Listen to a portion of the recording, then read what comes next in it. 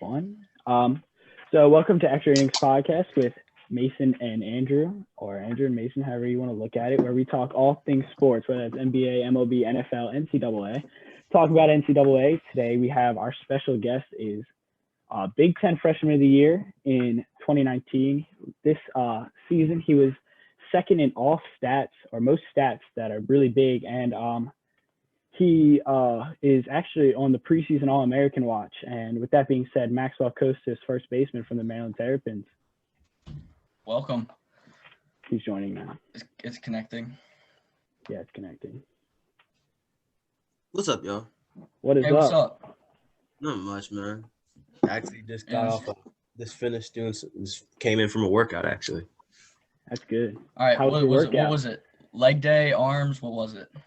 A little bit of both. I don't necessarily do like heavy lifting right now. Mhm. Like I've taken more time to focus more on I call it functional strength. Yeah. Right. So like workouts that have to do more with like having strength and movement rather than just picking up a ton of weight. Like Yeah. like doing like side lunges, like doing rows where instead of having the dumbbells down, like you're grabbing like a barbell like from under it and pulling yourself up. Mhm. Like Working on stuff that's not like typically worked on and everything. basically. Helps with So that's agility yeah. and flexibility. Mm-hmm. That was my first question. So like what are you focusing on improving right now in the baseball aspect of everything? So like I feel like since the semester started, actually I've lost 30 pounds.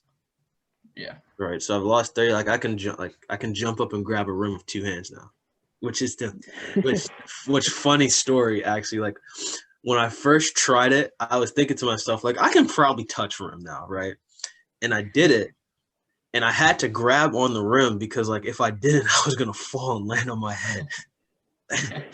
Right. So that was like surprising, but I think what I've worked on most is called this thing called unilateral strength. Right. Mhm. So what it is kind of like strength with like I call it one extremity because that's what makes sense to me.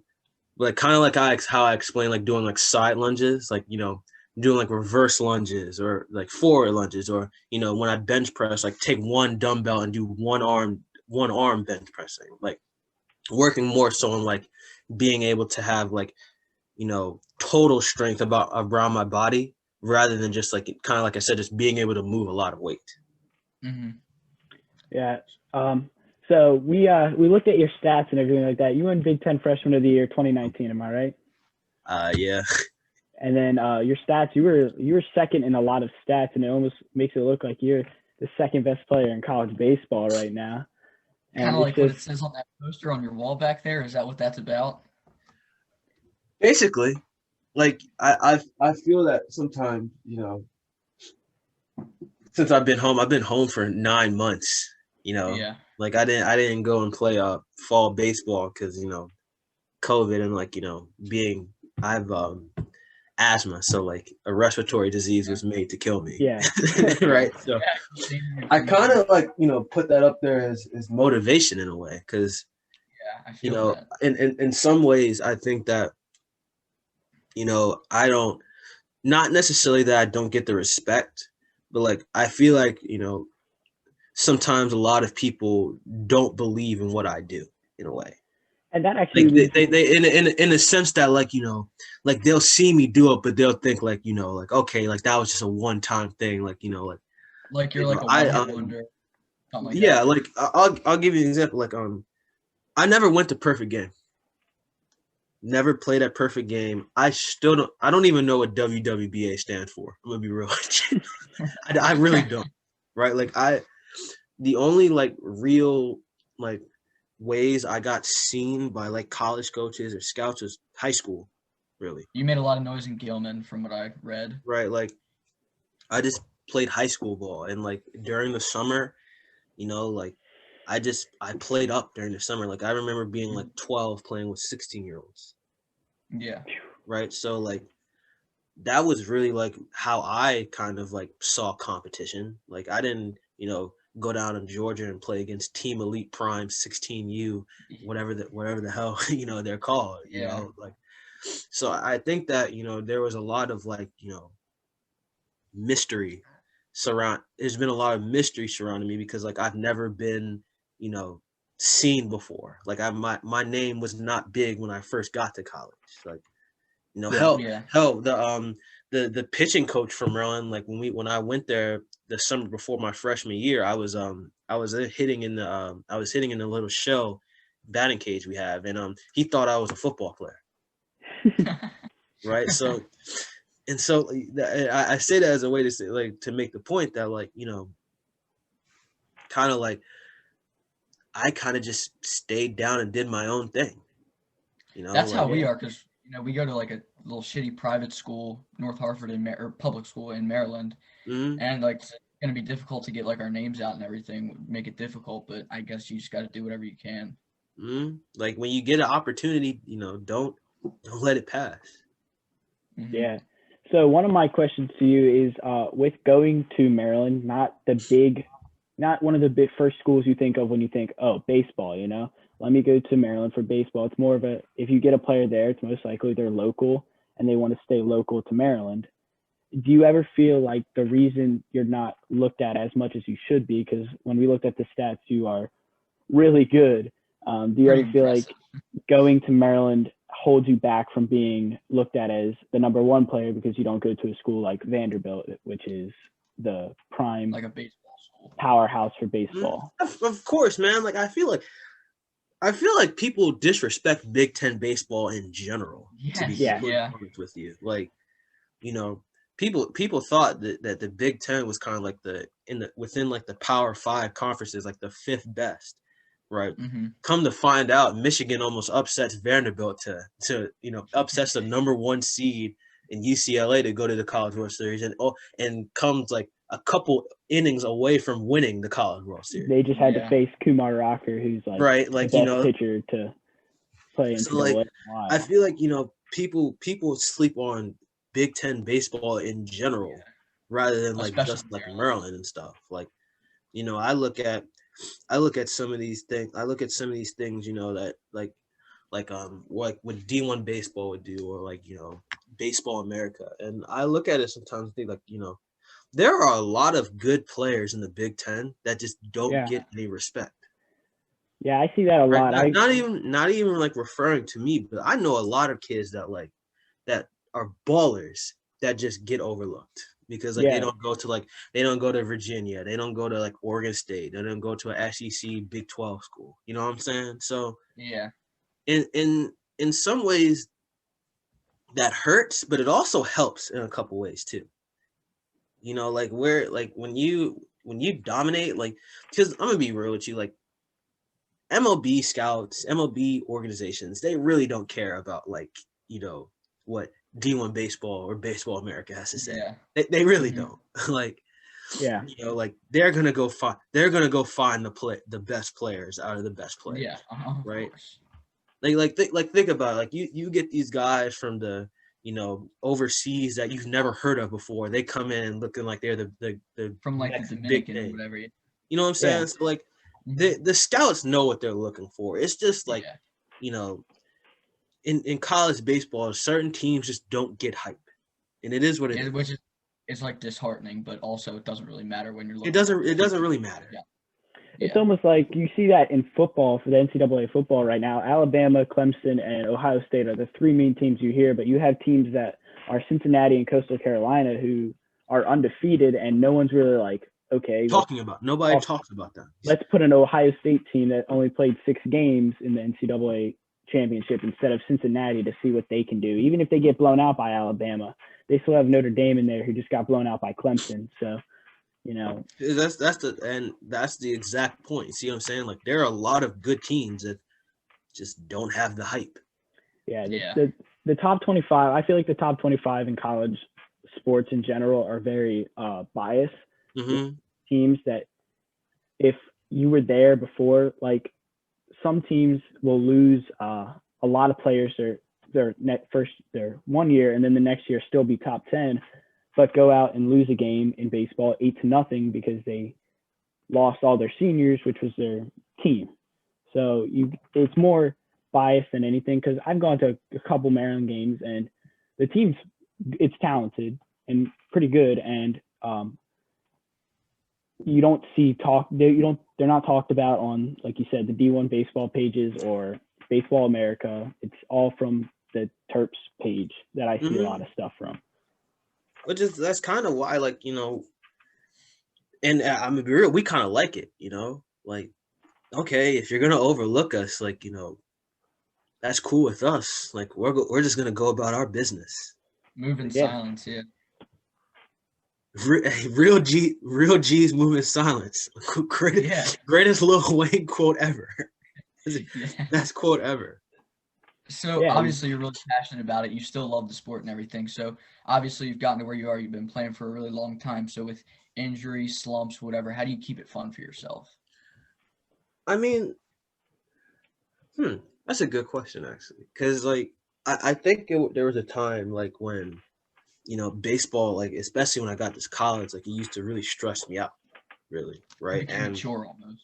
I think, what made me find, like, the love of the game again was the idea that I didn't need it.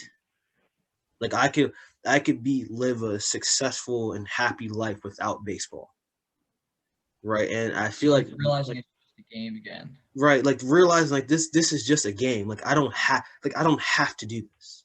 Like, this, like, I'm not like in this one little box where, like, if I don't do this, like, I'm not going to be anything in my life, right? Mm-hmm. Like, once I found, like, okay, I'll tell you, like, I'm really passionate about, like, mental health. Like, I want to be a therapist one day. Yeah, that's awesome. Right. Yeah. Right. And when I found that passion in my life, I was kind of like, I was able to really sit down and be like, okay, like, do I still want to do this? Right. Like, right. And it felt like, once I found that passion in mental health, to know that, like, there's something I could do and be successful at and lead a happy life doing without baseball, baseball became the funnest game in the world again. Like, I started, like, enjoying it. Like one of my first real memories as, like, a person, as, like, a living being, is, like, being in the upper decks of Camden Yards when I was, like, 4 or 5 years old. Right. And that same feeling of just wonder and excitement, like, started coming back again. Yeah. Right. And I think that's the reason why I was able to do so well. Like, compared to my freshman to my sophomore year, because, like, I really, like, thoroughly loved and enjoyed baseball again. And you did really good your sophomore year, so. Even though it was a short year. So as a student athlete, what are, like, the best things about being a student athlete and some of the worst things about being a student athlete? Do you get to skip homework? That's the question. That's what. Not really. Nah. Actually, so it's funny. People always, ask us that, but, like, at Maryland, at least, like, we have to have a higher GPA than regular students. Yeah. So we have to maintain a 2.5, while regular students have to maintain a 2.0. So, like, no, we really can't skip homework. And no, people don't do homework for us, because I would absolutely love it if people did the homework for us. But I'll say that being a student athlete is kind of like, you kind of gotta, like, go out and explore, really, to really see and really enjoy being a student athlete. Like, when you're you kind of gotta take things and appreciate the little things that you might not really realize. Like, I get into basketball games for free. Right? Like, even if I don't, like, you got to do it like a student lottery to get tickets. Like, I can just go and show my backpack with my number on it and they'll let me in. That's pretty cool. Or, like, if you've ever seen, like, the basketball stadium, the basketball arena, my fault, right? You see that they have seats behind the hoops. Like, those are for the student athletes. Like, we get to go sit back there. So I love watching Maryland basketball. Right. So, like, there's a lot of little things that you might not realize you get to do that are, like, really, really cool. Like, I love traveling. Like, I hate flying now. I'm not gonna lie to you, because there's one time the plane got hit by lightning while we were coming home. So that just ruined flying for me. But, like, getting to go to, like, different places, right? Getting to go to like Illinois, Indiana, like we went to Texas one time, got to go to Florida, we've been to South Carolina, like all these like places that like as someone who's from the inner city of Baltimore, like, never really thought about going there. Like it's the Yeah. coolest stuff ever, really. Yeah, I bet it is. You talked about mental health and how you really like mental health. I feel like mental health in sports in general is a very overlooked topic in the media. And I don't know if you heard the story of Hayden Hurst, who was like, he came out of college, one of the best college athletes. He only did a year in the minors and was up in the MLB. And his first game, he had the yips and lost all control and never could get it back. And he actually attempted suicide and then found love for football and is now doing really good with the Falcons. He played for the Ravens for a little bit, but at the same time, no one knows the stress that athletes get. I think even more as just a high school athlete, I still feel stressed to play as good as I can play because you never know when like a scout is watching or not, but you have the stress, you have to play good or you're looked at differently in eyes of people. Mm-hmm. I think that, student, this is going to be hard to explain, but I'm going to do my best. So like the thing about athletes that always messes us up is that like we have to have like a duality of consciousness. Like it's this idea of that, like, like we have to keep getting better, have to keep getting better, have to keep getting better, have to keep getting better, right? But then also realizing that like, we're people too. Right? Yeah. Like that mindset of like, always having to like 24/7 hustle, 24/7 hustle, like keep going, have to keep going, have to keep going, right? That mentality is like made for burnout. You're gonna come to a point where it's like, you're gonna start like caving in on yourself because like you can only really handle that idea of like, having to keep getting better constantly for so long until like, somewhere your subconscious is going to be like, yo, I can't, like your own body's going to tell you, yo, I can't keep this up. Yeah. Right.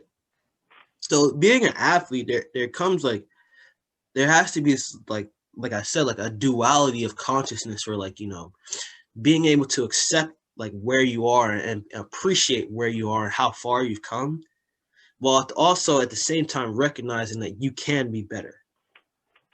Yeah. Right. And that's like the line that like I feel that, I was able to find like that balance in a way is what I've been able to find.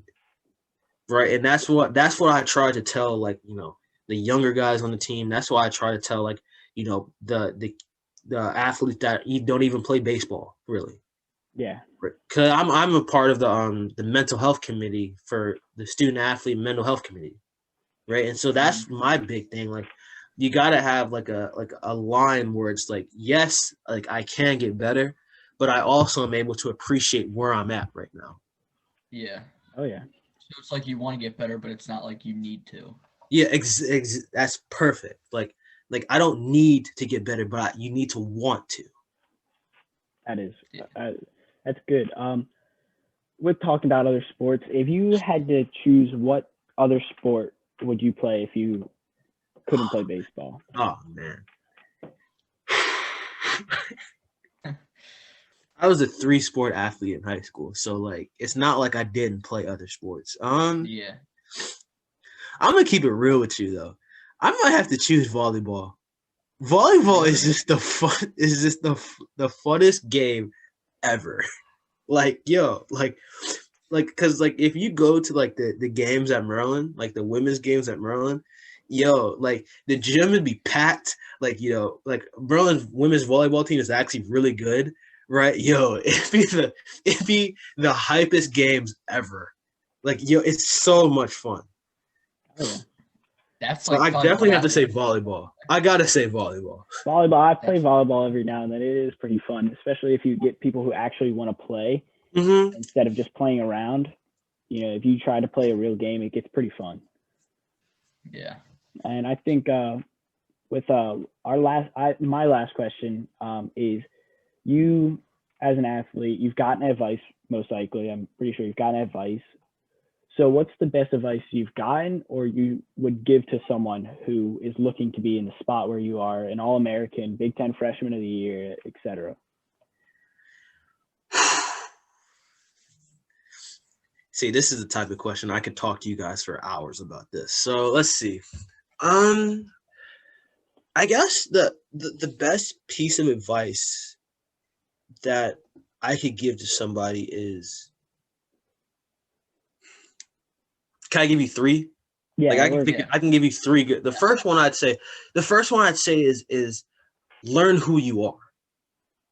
Right? Like I understand like who I am as a person. Like what do I do well and what don't I do well? Right? So it's a game of like maximizing the things you do well, right? And then becoming average at the things you don't do well. Right? And that I feel like that's what makes you like a complete player. Like having like one like elite tool, whether it be speed, hitting,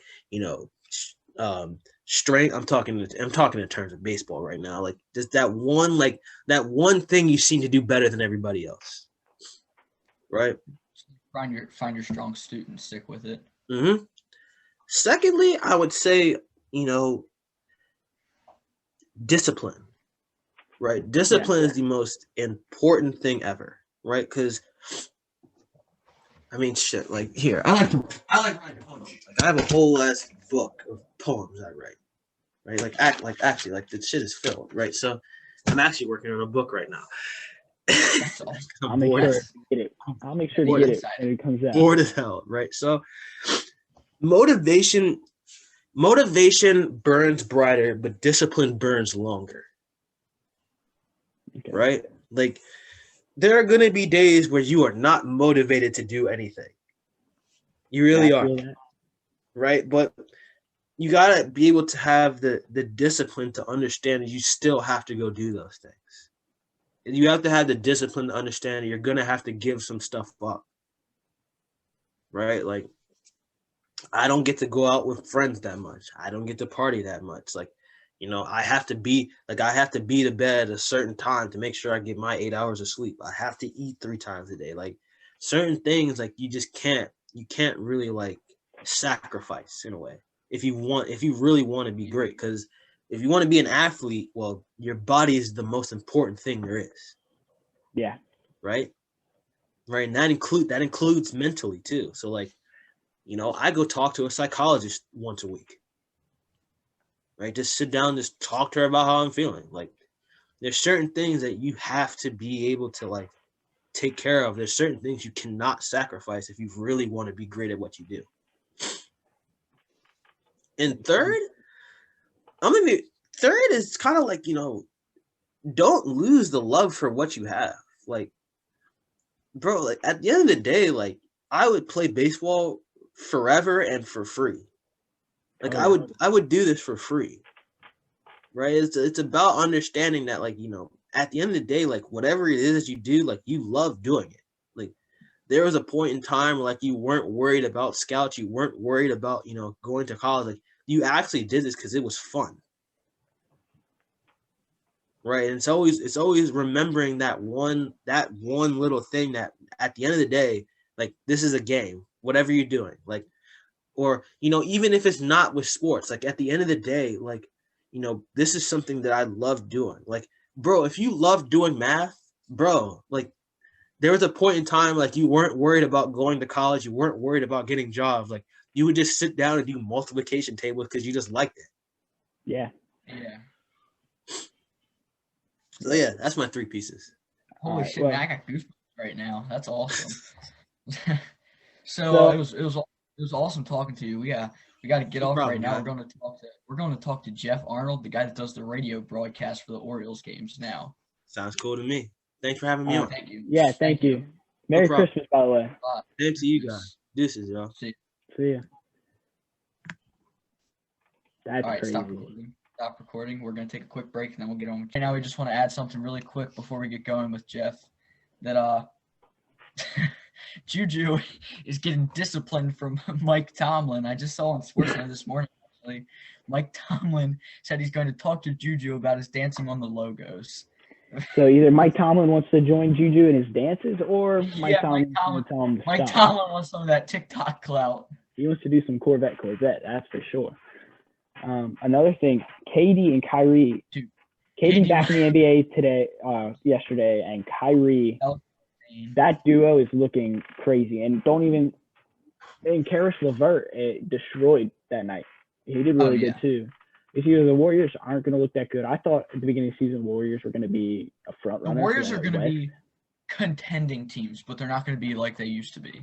But I feel like Steph Curry's still going to have a good year. But, I mean, KD might win comeback player of the year and MVP if he keeps playing the way he's playing. If Kyrie and KD keep playing, because the guy I was playing in fantasy has Kyrie, and he scored like 25 points or something, which Dennis Schroeder scored 35, got me 35 points. But, yeah, if KD and Kyrie keep playing this way, the Nets are definitely going to be a contending team.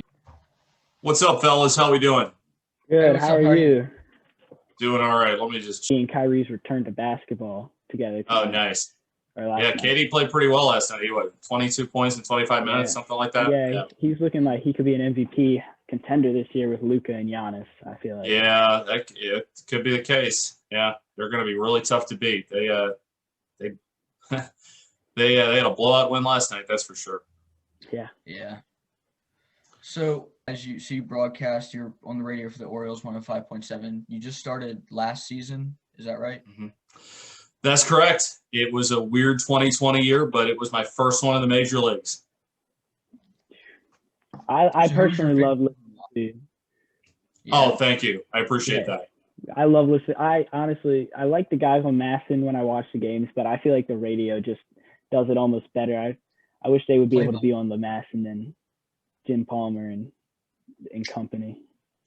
Well, you know what? It's really cool with the Orioles that we have a great group. And you mentioned Jim, and hopefully I'll get to spend some more time with him this year. But I really appreciate you saying that. We've got a really talented group from, we have some really veteran broadcasters to some younger broadcasters too. I'm probably on a little bit more of the younger side, but what's really cool is that I feel like we can connect with all different versions of Orioles fans. We can connect with those who are really used to some of the really good Orioles teams back in the 70s, and then you got the 80s. You had the 1983 World Series team, and then you get the late 80s, and then you get the Why Not Orioles. So we have people like Greg Olson, for instance, on our broadcast that are from that group, and then you've got Ben McDonald, who was the first #1 overall pick by the Orioles, and then Adley Rutschman, of course, being the second one. So, and then you've got a younger group of us who can understand, the analytics and some of the different new age stuff that's going on across baseball right now. But we've got a great group. I think our depth is really impressive, and it's so much fun to be a part of, because I was in the Orioles minor league system for 6 years, and to have the opportunity to now work with their major league team is just a blast. Yeah, I bet. So what's your favorite part about working with that crew? Well, a lot of us are friends. Most of us are good friends. Like I was texting with Mel and Kevin the other day, Kevin Brown, and then Brett Hollander and I talk all the time. Scott Garceau and I usually try and catch up once a month, maybe a little bit more. I actually got to give him a call today. And we just have a really good relationship. We all root for each other. We want each other to succeed. And I know that sounds really cliche and maybe a little bit Pollyanna, but it's really true. We all enjoy each other's success and getting together. This year was a little harder to do that because so many things were closed. And when we got into baseball season, we really knew we had to be as safe as possible. So for many of us, it was going to the ballpark and going home and maybe getting some exercise in, going to the grocery store, just doing some basic things like that. But we're all kind of hopeful that 2021 we'll be able to spend a lot more time together, and I'm sure we'll have a lot more fun. Yeah, I want to get in watching an Orioles game or two this 2021 season. I think that's the biggest thing that was missing from this year, and everyone across baseball will tell you that. It just isn't the same without the fans there. And we're so excited when Camden Yards is going to be full again. I think it was Brett who said that, when we get to a point where we can have fans back in the stands, and it feels like a normal night at Camden Yards, it's going to be a celebration of humanity. And I think we've all definitely earned it at this point based on how 2020 has gone. Oh yeah. So your job it's obviously make it sound great. It's probably like a dream job for some kids. There's obviously got to be a few challenges with your job. What's like one of the biggest challenges that you've encountered so far? Well, you know what? I think doing baseball every day, and I think this kind of goes back to my time in the minor leagues, it's just making sure that you manage your sleep and you manage your routine so that way you're staying as fresh as possible. You'll talk to broadcasters who don't do baseball, and they'll all tell you, like, I don't know how you can do 140 or 162 or however, depending on if you're the majors or minor leagues. And a lot of it comes down to managing sleep and making sure you're getting enough sleep and having a good routine so you're getting all your work done. Even when you're in the major leagues and your job is just to broadcast the different games, there's still some things that you feel like, oh man, I wish I could have gotten around to that. But you also have to make sure that you're taking some time every day for yourself, and you're exercising, and you're getting a little bit of time to breathe, because when the season goes that long, it's easy to get burnt out if you don't do it the right way. My first minor league season that I had, I learned that lesson the hard way. So, valuing your sleep and making sure you're taking care of yourself. That's the big thing that when you do baseball, you got to be cognizant of. Yeah. So you said something about advanced stats. Are you trying to more focus on that so that when you have a guy that's more versed with the Orioles teams from the 80s and the 90s, are you more focusing on learning the advanced stats? So when you're with him, you can kind of talk the advanced stats while he talks, the regular, or, I mean, you both can do both, but do you want to focus more on advanced stats as that's becoming more of a bigger thing in the MLB now? So we talked a little bit about how with the Orioles, they got a big group of different broadcasters, and everybody has a different skill set. So if I was doing television, for instance, doing radio and television are two completely different things. It's the same game that you're broadcasting, but the way that you're doing it when you're doing radio versus television is a completely different thing. When you're on the radio, nothing happens until I say it happens, because you obviously can't say it. But on television, everybody can see what's going on. So it becomes, in my role, and to use a basketball term, I'm a point guard. I'm responsible for putting my analyst in as many good spots as possible so that they can take the ball and dunk and, have all of their knowledge come out. And I want to make sure that my analyst is the smartest person in the room.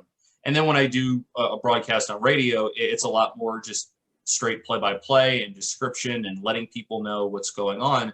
But it's sort of the same thing too with being a good partner, is you want to make sure that you're putting your partner in a spot where they can do their best work.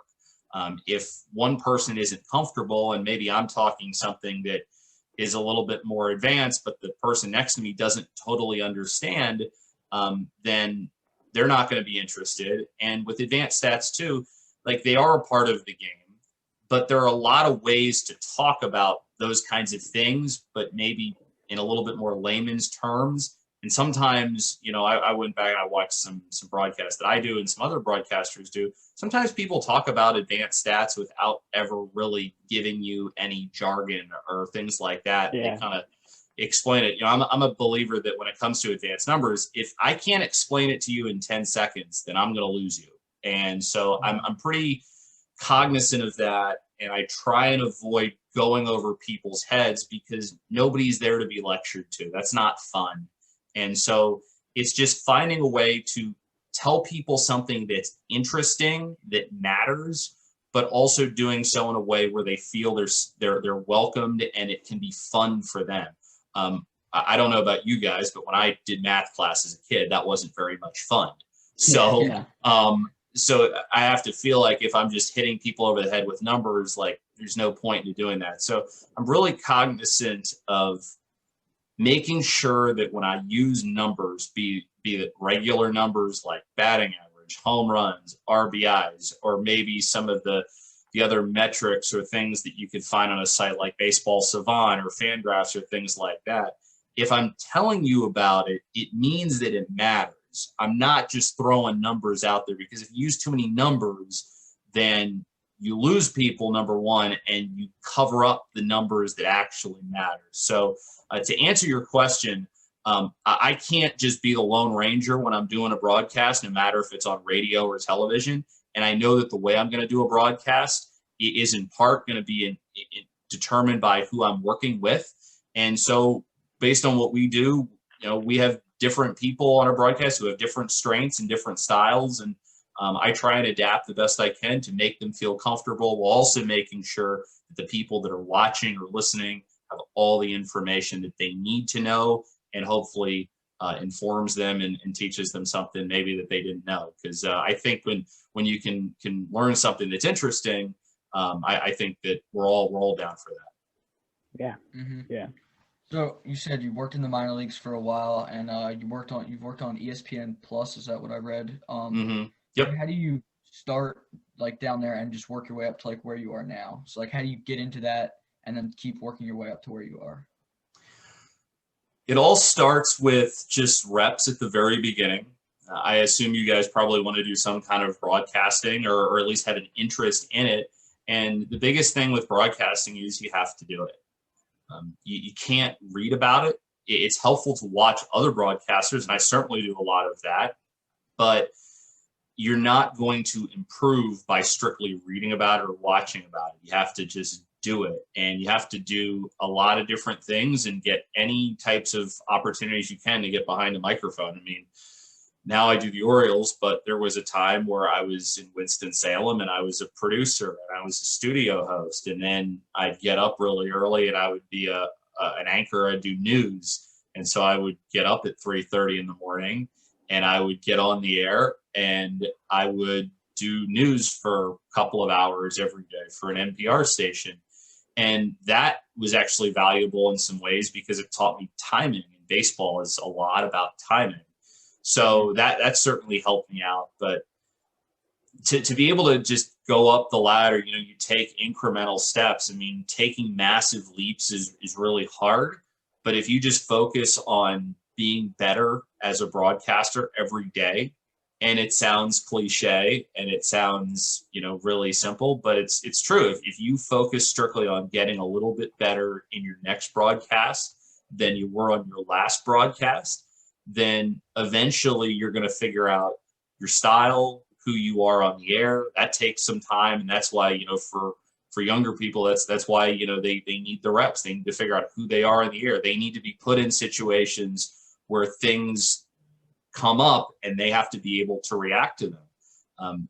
I feel like I'm at a point right now, and we learn every day and things come up every day that you don't expect. But in terms of weird things happening on the air, I've definitely experienced a lot of them on the list, where if you're doing radio, you have an ISDN line go out. If you're doing television, maybe your monitor stops working. Maybe you lose your comms with the truck and you can't hit the talk back to ask a question or something like that. Maybe somebody's headset stops working. Or maybe, as happened to me last year in one minor league broadcast, you're getting ready for a game and you accidentally have a thing of Gatorade that's sitting next to your broadcast computer, and you accidentally spill it on your computer and you fry your computer, and then you have to figure out how to do your broadcast. That was not one of my better moments, and it's a lesson learned for all of us. If you have any liquids and they're near broadcast equipment, take your drink and just put it on the floor. It's the easiest thing to do. I'd rather spill on the floor than computer. Yeah, well, it's better than just everything not working, and then you have to scramble. That happened actually in the first game of a doubleheader, so that turned out to be a very long and exhausting day. But if you just gradually work to get better, and you have a passion for it, and you're honest with yourself, and that's a big part of this too, is you got to be a good self-evaluator, then I think that you're giving yourself the best chance to succeed. And there are going to be ups and downs. There are going to be times where it's not going the way you want, or you're not moving as fast as you want to. But if you go through the steps the right way and you take as many opportunities you can, you get as many reps as you can, then when you hopefully get the opportunity that you're looking for, be it broadcasting or anything else, that you're not only going to get the opportunity, but you're going to keep the opportunity. And there's a difference between getting a chance and going somewhere that's great, but staying there is another part of it too. And for that part to happen, I think it requires practice, reps, failure, success, and a lot of learning along the way. Yeah. Yeah. Andrew, do you have any more questions? Because I got one more if you don't. Yeah, I have one question. So obviously you can see the Orioles are in a rebuild stage right now, and they're going to be there for a good maybe 5 years. As a broadcaster and everything like that, are you excited to watch, guys that you see get drafted like Rushman, come up the system and then be able to hopefully perform for the Orioles, and then you be able to call either his first home run or his first mistake or something like that? We don't really know how long the rebuild's going to last. I mean, we kind of know that we're in the middle of the process, and there's still things that have to be done. And the thing about a rebuild, and I'm from Philadelphia originally, and I've seen rebuilds take place, and there's kind of a right way to do it, and there's a wrong way to do it. And one of the things that you can't do in a rebuild is you can't go halfway. It's either you're doing it or you're not. Because there's going to be bumps along the road, and there's going to be ups and downs, and but that's part of rebuilding. And you're looking at teams that have done it in the past that eventually get to the other side, and then they sustain themselves for a really long period of time. And that's what the Orioles are going for. But I'm excited, and I'm excited because a lot of the players that are on the team are players that I saw come up in the minor leagues, and they're getting opportunities. We often talk about it that the Orioles, for right now, it's the land of opportunity, and players have a chance to prove themselves and show their value in the major leagues.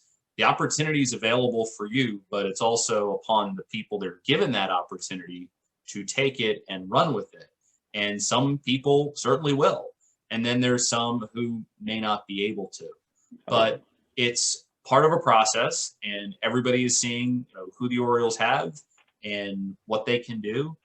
I would tell people that even some of the really good players that you have high expectations for, don't be surprised if maybe they come up to the major leagues and don't live up to that right away. We're easily an instant gratification type of society right now, and that's just not how it typically works. You'll get to the major leagues, you might have success, and then it's the major leagues, so everybody knows everything about you, and they'll make adjustments, and then it's on you to make the adjustments. But we have a lot of good players, and we have a lot of really good coaches, both at the major league level and at the minor league level. We have great coordinators and a set process and plan for every player that's coming up. So they are given all the tools they need to succeed. So when they reach the major leagues, they're ready to go. They're still going to have to make adjustments, and there's still going to be periods where there are more valleys than peaks, but at least they're prepared to handle it. At least they've dealt with adversity before. And my hope is that when we're on the other side of this thing, the Orioles are going to be competing every year at the major league level, and they're going to have a really good minor league system and international pipeline, which will allow them to continually replenish, challenge the players at the major league level, and then the results will hopefully be great things both in the major leagues and also in the minor leagues. That's what we all hope for as Orioles fans. We talked to Kyle Martin. He pitches for the Ironbirds. We talked to him last night, and he said kind of like a similar thing. You want to rebuild from the ground up like what similar teams like the Astros have done. What he said was pretty great. He wanted to do what the Astros did, but just without the cheating. Well, you know what? Like, I feel like with the Orioles that the way that they have set it up, they go out and they hire great coaches, and they have a group of terrific executives that come from different backgrounds and have different skill sets.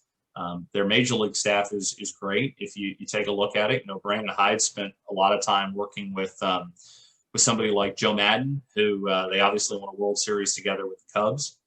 And then you've got somebody like Freddie Gonzalez, who has managerial experience in the major leagues and really knows what's going on. You've got Tim Cousins. He and Brandon have known each other for a really long period of time. He's a tremendous coach with catchers especially. But and then you have other people like Chris Holt, who just got named the pitching coach for the Orioles this year.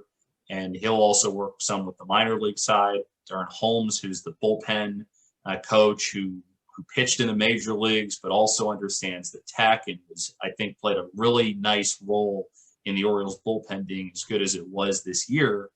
And so it all starts with when you're putting these processes in place, it all starts with your people and having the right group of folks. And in the minor leagues, it's people like Buck Britton and Gary Kendall, who's been with the Orioles for a really long time and understands things from all different angles. You know, he's seen it from kind of the old school perspective, but he also has an appreciation and an understanding for how things work with tech and all these different ways that you can make players better in the minor leagues. And it's a really long process. And then the Orioles have also worked to improve their international system under Kobe Perez, and Mike Elias is really involved in that as well, to make sure that the Orioles are bringing in top level talent that is not from the United States. And they've already gotten one class in already, and they're only going to continue to do a good job of that. They've also worked to improve some of that pipeline by also some of the trades that they have made. You know, you saw in Jose Iglesias, you picked up a really good starting pitcher, but you also picked up a younger pitcher too, who was in the Dominican Summer League with the Angels last year. So that's a big piece of it, and it's a top to bottom kind of thing, and it kind of comes down to identifying as well values that you want to stress. And Matt Blood, who runs the Orioles player development, is great at picking those out. They have book clubs and different things like that. So players are not only learning baseball skills, but they're gaining mental skills. And there are people that work with the Orioles that are mental skills coaches. And that's a really important thing to have, to make sure that when you reach the major leagues and when you're in the minor leagues and you're in tense situations, that you're in the right headspace to be able to compete the way that you want to. So, you know, teams like the Astros, where certain people in the Orioles organization come from, have kind of seen how it works when you do a rebuild before. But you draw examples from other teams and you judge the different trends that are going on across the game, and using all of those tools to your advantage. And the Orioles are lucky that we've got a great group from top to bottom who can do everything that they need to do to help the Orioles be competing year in and year out. And it's going to be really exciting to be a part of it. Yeah. So one last question before we head out. Do you have, like, what's your biggest piece of advice for, like, somebody who's trying to get where you are, like, just achieve their dream, something like that? Yeah, I think that number one for me, it's being honest with yourself and being a good self-evaluator. I feel like in this day and age, no matter what it is that people do, and it's not just broadcasting, it's in a lot of things, people aren't honest with themselves. And if you're not honest with yourself and you don't really know what you need to improve, then it's very hard to get better, and it's easy to get frustrated. You know, sometimes when I go back and I listen and I watch my games, you know, a lot, and it's so that way I'm putting out a good product, and the product is only getting better. And when you don't know kind of what to look for, and you aren't actively understanding what you need to do to improve, then it makes it just so you get stuck. So find people around you who can mentor you, who can help you, who will tell you the truth. If people don't tell you the truth, then they're probably not being the best mentor in the world. So just having people around you who can be supportive but also honest. I think it's good to have people that are maybe a little bit in front of you, people that are way in front of you, and also some people that are maybe a little bit behind you as well, so that they can give you some perspective in your network of people that you have. You know, I call it my board of advisors. So it might be an executive, it might be other play-by-play broadcasters, it might be somebody who is around my age, and I've got some who are older than me, for instance, and then I've also got some who are younger than me too. So it's good to have a group around it. And then the other thing too is just be prepared to make sacrifices. If this is what you want to do, go out and do it, but realize that there are going to be times where you're going to want to quit. There are going to be times where you're not going to want to put in the work, and you may not want to get back from a football game. And I remember when I came up and I was working in the minors, I would spend the off seasons doing college football on television, and I would do college basketball on television too. and I would do all kinds of different events mixed in. I would do sports anchoring. I did some hosting. I did a bunch of other things as well. And, there's some days where, you would go into the office in the off season and work Monday from 9 to 5. And then you would do that schedule until you got to Friday. And then I would leave and I would drive and go someplace. And then I might have a game on a Friday, and I would call a high school game on television. And then I would maybe go call a college game on Saturday. And then basketball started, it might be doing a college basketball game the next day as well. So that's a lot of prep, and it's a lot of work, and it's a lot of time. But it's all worth it. And if you love it, you'll figure out a way to make it happen. So just actively be working every day to improve and learn. For you guys, just read as much as you can, meet as many people as you can, and just get as many reps doing this as you can. It doesn't have to be play-by-play. It can be color, it can be sports, it can be news, it can be any number of things, but you just have to do it. And so if you want to do it, figure out a way to make it happen, because the only person that can hold you back is yourself. So just put the time in, and you'll be impressed to see what you get out of it. Thank you. All right. Yeah. Thank you for coming in and talking to us. I want to wish you a Merry Christmas, Happy Holidays. Thanks so much, guys. And you guys have a great Christmas and holidays as well. All right. Thank you. Stay safe. You got it. All right, guys. All right. You be safe. All right. Thank you. Sure.